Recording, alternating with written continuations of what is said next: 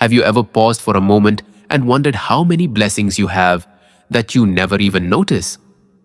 That question hit me deeply one day, and honestly, it changed the way I see my entire life. I want to share something very personal. There was a time when I used to focus more on what I didn't have rather than what I already had. I would compare my life with others, thinking they were happier, more successful, and more blessed.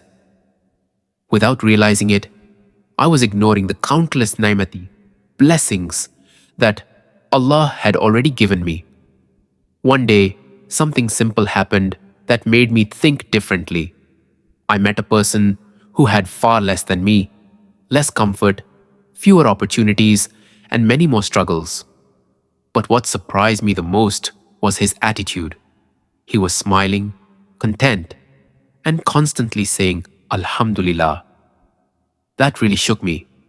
I kept thinking, how can someone with so little be so grateful, while I, who have so much, keep complaining? That moment stayed with me. I went home and started reflecting on my own life. I realized that I had been taking everything for granted. My health, my family, my daily meals, even the small moments of peace. These are things we often ignore until we lose them. From that day, I made a small but powerful change in my routine. Every day, I started reminding myself of at least 3 things I am grateful for. At first, it felt like a simple exercise, but slowly, it began to change my mindset. I started noticing blessings in places I had never noticed before. I also realized that gratitude is not just about saying Alhamdulillah with our tongue. It's about feeling it in our heart and showing it through our actions.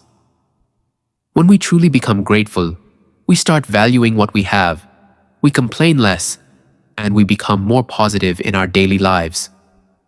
Personally, I felt a big difference. The same life that once felt incomplete started feeling full. My problems didn't disappear, but my way of dealing with them changed. I became more patient, more hopeful, and more at peace. It's like gratitude gave me a new perspective.